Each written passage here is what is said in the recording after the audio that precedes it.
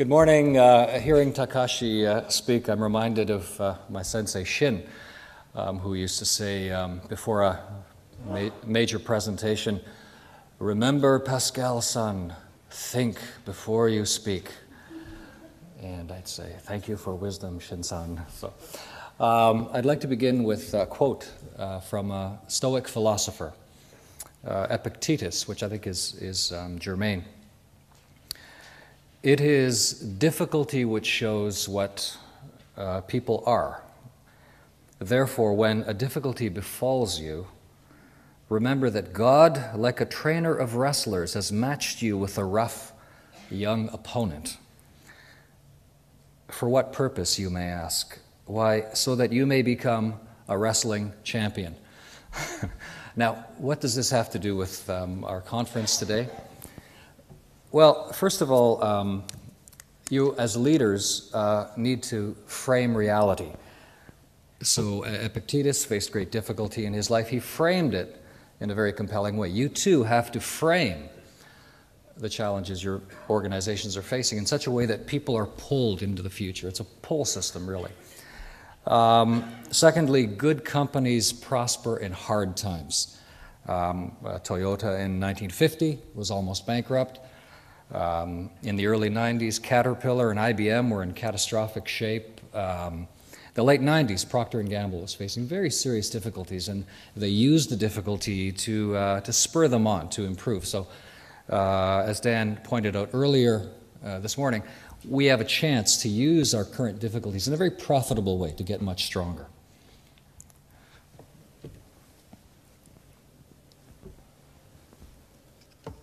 There we go. Now, too often, planning comprises this.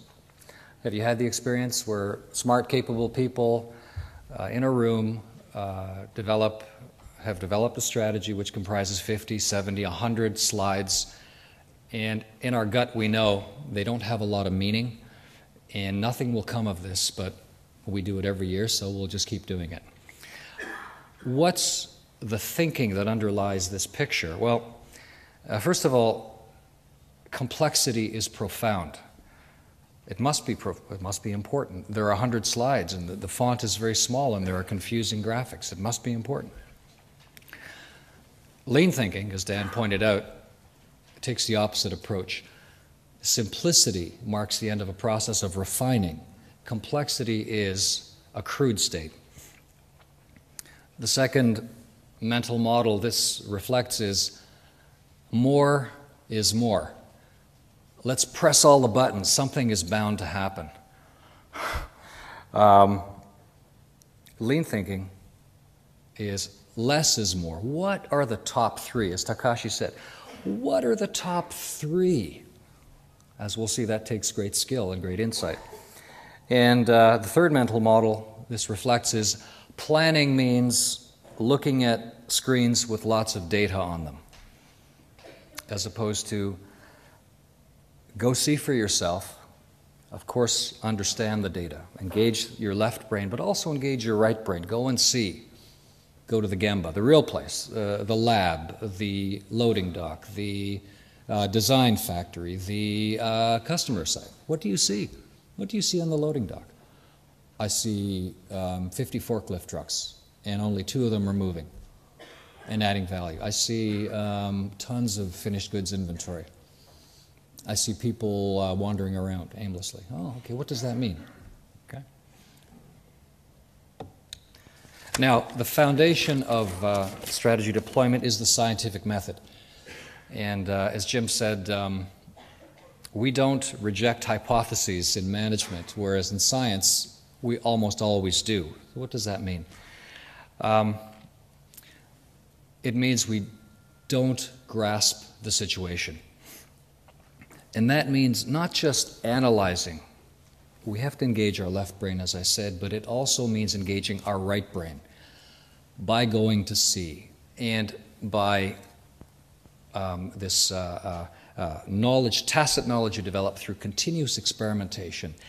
And then you can answer difficult questions, the searching questions, such as, what is the nature of my division? What is the nature of this site? What is the character of this team?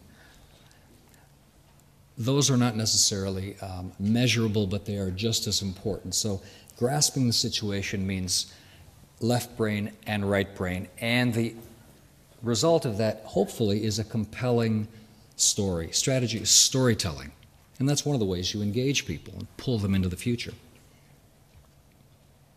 So the obstacle here is not grasping the situation, accepting the confusing PowerPoint as, well, it is what it is, we always do this, let's just get it over with.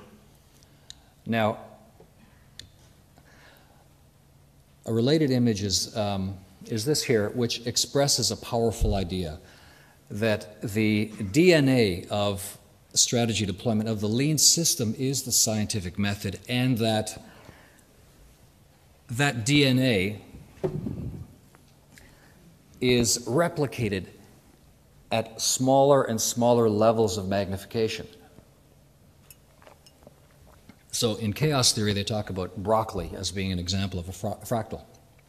If I had to stick a broccoli here, what would it look like? Broccoli. If I cut a flowerlet off and magnified it 5 times, what would it look like? Why, it still looks like broccoli. If I took a sliver off the flowerlet, magnified that 10 times, the same pattern would emerge. So this slide here shows business activities on the top half, business planning, activity planning and so on, right down to daily work, and the bottom half is tools. But the fractal, the driving force, is the scientific method. Now, what's this got to do with you? Leaders have to be able to see this fractal at different levels. They have to be able to zoom in to the point Kaizen level, maybe a process improvement in a hospital, in admitting we need to reduce cycle time by X%, or zoom out to a design process. We need to reduce the cycle time on prototyping by this much. Or zoom out even further to the strategy deployment level and see and understand this cost gap in a very real way. So the obstacle here is executives don't see this, they don't understand this, and they don't understand their role is to develop people's capability to apply the scientific method. In our practice, what we do with executives is help them through each level of the fractal. We start right at the most granular level. What is waste? How can you understand delay or scrap or overprocessing in a visceral way? Then zoom out to the next level. What is point Kaizen? How do we take 1 point in our insurance company and reduce error rates? Zoom out to the next level. What is flow Kaizen? How do we link 5-point Kaizen so there's an overall benefit and breakthrough in a given value stream? Next one is system Kaizen. So within our factory, our hospital, our bank, what is the character of our people system, of our machine system, of our material system? And where are the weak spots? And what are the 3 things that matter? And the broadest magnification is enterprise Kaizen, where you see your entire company and upstream and downstream, suppliers, customers, and then you're able to make hypotheses that have some guts, that have a chance to succeed. So the obstacle here is not seeing this, not understanding this. So, as I said, I'm going to take you through the strategy deployment process and identify obstacles at each step. As Takashi said, it's very difficult. There are a lot of rabbit holes you could fall into, but if we have a map, we can avoid them. So, plan means telling interesting stories, and our currency is, as Jim said, the A3, which is a storyboard on 1 page, and we call it A3 thinking. The point is not the piece of paper. The point is we are able to grasp the situation through this intense involvement in the Gemba and this intense reflection, this Hansei that Takashi described, so that we have a profound knowledge of our zone. The zone might be quality or people or